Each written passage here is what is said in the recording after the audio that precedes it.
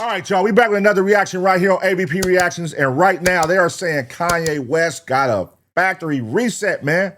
What happened? Let's find out. Last 2 years, Kanye West convinced the world he was the one man Hollywood couldn't silence. He sold us the image of a prophet, a man too real for the industry. But in January 2026, the revolutionary stopped fighting and started copping pleas. Suddenly, the truth he was willing to lose $1 billion for has been rebranded as a mental breakdown. He's now blaming a 20-year-old car accident for the very words he claimed were God's plan. But as he attempts to scrub his record and get back into the good graces of the elite, we have to ask, was he ever actually a soldier against the system? Or was that just what he wanted the world to believe? It was revolting. Black mirrored me. You already made everybody think I'm crazy. You already took my family away. You already separated all my friends. I don't want my family calm down shit right now, bro. Because guess what? These Yeezys gonna sell. They control, you get what I'm saying? They control Shaq, they can control Charles Barkley, they can control LeBron James, they can control Jay-Z and Beyonce, but they can't control me. You see, it ain't no name, I'm no name. It's up. Known as Kanye is apologizing today for, in his words, reckless behavior. He took out this full-page ad in the Wall Street Journal. Yeah, he did, titled, "To Those I've Hurt." This isn't the first time Kanye is apologizing for his wild remarks. At this point, it's a part of the Ye rollout. Every album cycle follows the same blueprint. Shock the world, disappear into the shadows, and resurface with a mental health plea just as the album is announced. While Kanye apologizing for his marketing stunts, breakdowns, has become expected, this recent apology wasn't like any of the others. It wasn't a leaked text or an interview clip of him ranting. Kanye got a full-page ad in the Wall Street Journal. Man, listen, man. We all know Kanye is a wobbler, man. So he can do this right now and then 6 months later come out and go against everybody that he apologized to. Kanye is definitely the true definition of a wobbler. Do y'all think he means it this time? Do y'all think he's going to stand on his apology, and he's not going to offend those who he offended last time anymore? What y'all think? This choice of medium tells you everything you need to know about the target audience. This time, Kanye wasn't talking to his fans. He was talking to the banks, the distributors, and the CEOs who took everything away from him. In this letter, Ye points back to the year 2002, the moment his jaw was shattered in a near-fatal car accident. He's claiming the same accident left a deeper injury inside of his skull, an undiagnosed frontal lobe fracture that he says explains his spiral into anti-Semitism and extremist rhetoric. The letter read, "To those I've hurt, 25 years ago, I was in a car accident that broke my jaw and caused injuries to the right frontal lobe of my brain. At the time, the focus was on the visible damage, the fracture, the swelling, and the immediate physical trauma. The deeper injury, the one inside my skull, went unnoticed. Comprehensive scans were not done, neurological exams were limited, and the possibility of a frontal lobe injury was never raised. It wasn't properly diagnosed until 2023. That medical oversight caused serious damage to my mental health and led to my bipolar type 1 diagnosis. Bipolar disorder comes with its own defense system, denial. When you're manic, you don't think you're sick. You think everyone else is overreacting." It don't sound like Kanye wrote this at all. This is definitely somebody, a handler handling this business for him, or Chat GPT or something like. This don't sound like Kanye wrote this. You feel like you're seeing the world more clearly than ever, when in reality, you're losing your grip entirely. Once people label you as crazy, you feel as if you cannot contribute anything meaningful to the world. It's easy for people to joke and laugh it off, when in fact, this is very serious, debilitating disease you can die from. The scariest thing about this disorder is how persuasive it is when it tells you you don't need help. It makes you blind. See, this is not the nigga who wrote that. I don't give a fuck what y'all trying to sell us right now. This is the guy that we know right here. You're saying that he is the one who now wrote this letter saying all this was wrong and he take it back? You're not pulling this fast one on us, buddy. But convinced you have insight, you feel powerful, certain, unstoppable. I lost touch with reality. Things got worse the longer I ignored the problem. I said and did things I deeply regret. Looking back, I became detached from my true self. In that fractured state, I gravitated towards the most destructive symbol I can find, the swastika, and even sold t-shirts bearing it. I regret and I am deeply mortified by my actions in that state, and I am committed to accountability, treatment, and meaningful change. It does not excuse what I did though. I am not a Nazi or an anti-Semite. I love Jewish people. To the black community, which held me down through all the highs and lows and the darkest times. Nah, the black you community lying. is unquestionably the foundation of who I am. I am so sorry to have let you down. I love us. In early 2025, I fell into a 4-month-long manic episode of psychotic, paranoid, and impulsive behavior that destroyed my life. As the situation became increasingly unsustainable, there was times I didn't want to be here no more. This is not Kanye talking, man. I don't care. Y'all trying to sell us. This is not him talking. Come on, y'all. We all know this. But look, salute to him trying to clean up his mess. Maybe money was starting to get funny. He got to get back on the right foot to, provide for his children and his family and his lifestyle. We totally understand it. We get it. But coming back with this fake speech right here and us supposed to think that it's real from him, we know this isn't him. The man types in spaces on via text like it wouldn't even look like this. It wouldn't even sound like this. The way he talks he's third person, all kind of shit. Like, this ain't bruh. But we know, we get it. We're not dumb. We get what's going on here. The letter is masterfully calculated. It frames his actions as an out-of-body experience, something he had no control over, to try to paint a narrative that in fact, he was just a victim. But the timing of all of this seems to paint a different picture entirely. Ask yourself, if the diagnosis happened in 2023, why did he wait until 2026 to tell us? Because the truth is, Kanye isn't apologizing to those everyday fans he offended. He's catering directly to the elite who control the music industry, the very people he claimed he was exposing. If this apology was about those he offended, he could have posted this on his social media. But the fact that it was an ad in the Wall Street Journal lets you know this was for the gatekeepers of the industry. For 2 years, Kanye tried to convince us he didn't need them. He stood on stages and told the world he was the new Steve Jobs, the new Walt Disney, a man who can build a global empire from the dirt up without the help of the elite gatekeepers. And when has that ever been his approach? Let me apologize on Wall Street cover. Wall Street Journal. Why Wall Street Journal? When has that ever been Kanye's approach when he takes a hiatus? He comes back and he goes straight to Twitter. He goes straight to X. He goes straight to his Instagram. Like he'll start his Instagram back up and go straight there. He has never said, let me make my re-entry back on the front page, Wall Street Journal, apologizing. And that's not Kanye's style. Maybe they have done something to him, possibly. They gave him some types of medicine that got him some straightening. I don't know. What do y'all think? Maybe they cloned Kanye.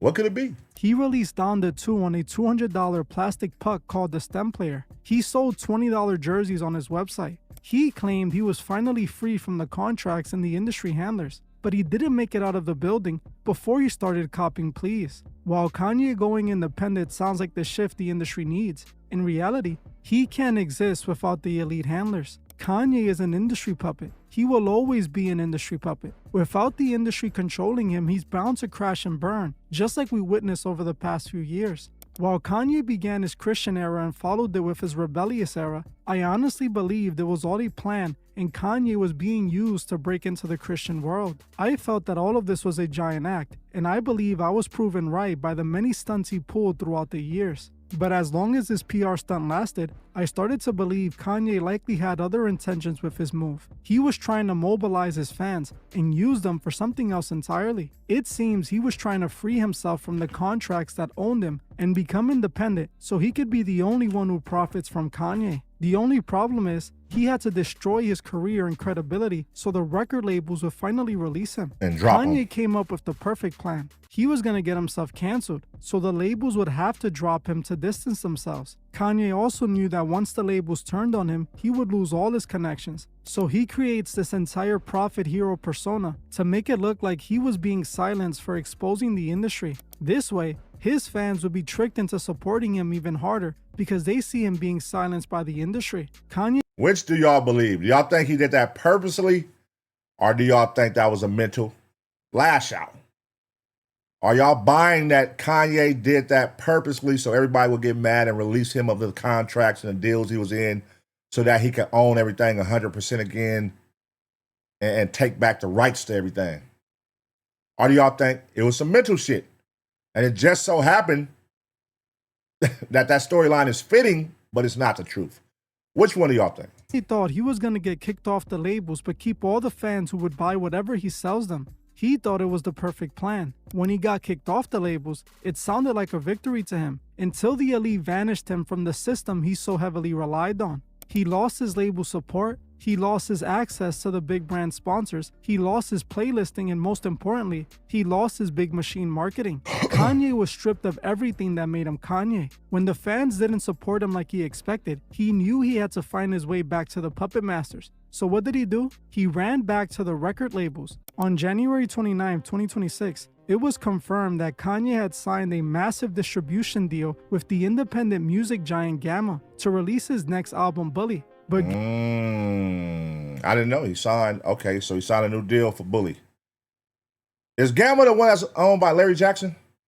I believe Gamma is owned by Larry Jackson. That's black owned. Well, you know, I'm sure one of the Jewish people got their hand in it too, but I believe that's Larry Jackson shit. Gamma isn't just any label. It's the new label run by one of the most powerful executives in the music industry, Larry Jackson. Larry is the perfect person to fix Kanye's damaged relationships. With a few calls from Larry, it's a green light for him. It's his ticket back to mainstream success. It's the infrastructure he lost when he burned his bridges with Adidas and the majors. Oh, so that makes sense. This is definitely something Larry put together. I can see Larry telling him, hey, in order for this to make sense, I need you to go back and clean these things up. And this is how we're going to roll it out. We're going to roll it out through Wall Street Journal. So we're going to hit all the people that needs to see it. Those, you know what I mean? That demographic. Over here, we're apologetic. That's the thing about people in hip hop and blacks and all that. We're apologetic as a motherfucker. We're going to let you apologize and we'll accept you back. We're good. Don't worry about them. All you got to do is apologize and they'll accept you back. Drop a hit record. They'll love you again. But over here, it's a little different. They're very prideful. They're egotistical. They control all the buttons that needs to be pressed in order for an artist to work. So you got to kiss the ring or drink the Kool-Aid from them. And this is how we're going to do it over here. So that's what's going on. And then in order for me to plot your album and get full support, because Larry Jackson has all the relations. So in order for you to get the full support and us to really make money off this, just follow my lead. And that's what's going on. I put it all together. That's what's going on. Because I'm like, this don't sound like Kanye, bro. This is something Kanye don't do. Like, nah. All right, let's keep watching. The companies like Gamma don't partner with liabilities. Like every label, they partner with profitable assets. The Wall Street Journal ad wasn't a revelation. It was a closing condition. He had to fix his mess to get the deal, the distribution, and the elite back on his side. Bingo! Kanye was likely instructed to say exactly what he said in that letter. He had to prove he was fixed before they would let him back into the room. Bingo. This explains everything we have been seeing in the last few months. As you might recall, we recently spoke about Kanye apologizing to a New York City rabbi, where he was seen on video face-to-face with him. I'm really blessed to be able to sit here with you today and just take account. Scripted. We know that. Let's keep watching, though. We know this is scripted right here. Ability. I was dealing with some various issues, dealing with bipolar. This was the first step in his plans to rebrand himself for this new label deal. Then he ended up fixing his relationship with the gatekeepers, the Kardashians, spending Christmas with Kim and his kids. Now, after the deal with Gamma is officially inked, Kanye puts this apology ad in the media. We are witnessing the Kanye factory reset right in front of us. He realized that he couldn't be Kanye while being independent. He couldn't be the biggest without the machine pushing him. It's like we're seeing with Drake. Drake seems to want out of his deal with Universal. Why else would he sue them? He wants them to let him go. We are witnessing Kanye kiss the ring. That's what this is called, kissing the ring. When you bow down, all your morals and principles, you throw them out the window, and you fold to the powers that be. Kanye is folding to the powers that be right now. So let's see how long this lasts, though. In true Kanye fashion, I give it about a couple months to a year max. A year max. But how long do y'all think before Kanye does what Kanye do best and lash out and go at everybody? How long?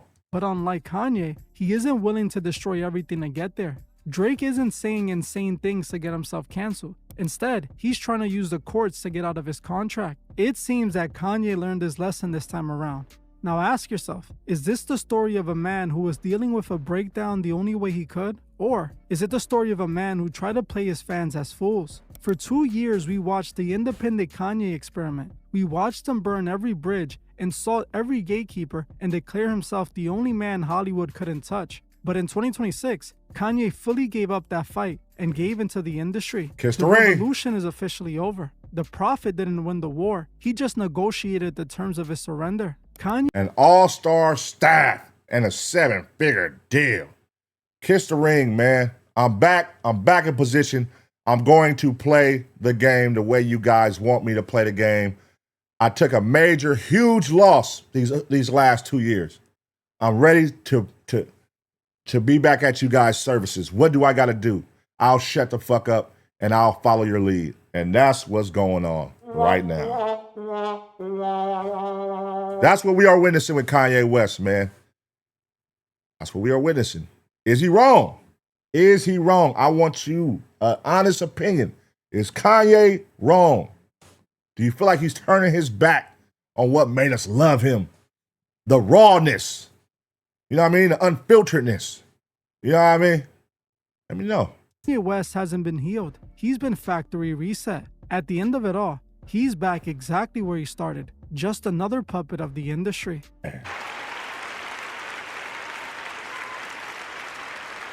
Back at square one. How long will it last is the question. Kanye West is back at square one. He's in the good graces of the powers that be. And from there, they can clean up anything. Because they control the narratives of the media, of the press, of the music industry, of the playlisting. They control all that, the powers that be. Now you are back in the good graces of the powers that be, Kanye. So now we will open these doors to you again to usher in your brand, to usher in your concerts, and we support them. Usher in your music back on radio. Usher in your songs on playlisting and giving you that promotion you need in order for your songs to go crazy and let you back in on Billboard. Here you go. Come on. We got you. But you got to do these things right here. We need you to do this. And the moment you fuck that up, we're pulling the plug on your ass. Is Kanye West wrong? Should he have stood his ground and continue to be the Kanye West we all know and love? Or do you guys respect this more? Kanye folding to the powers that be. Let me know in the comment section. I'm going to give y'all 2 seconds to smash the like. And as always, get ready for the next reaction.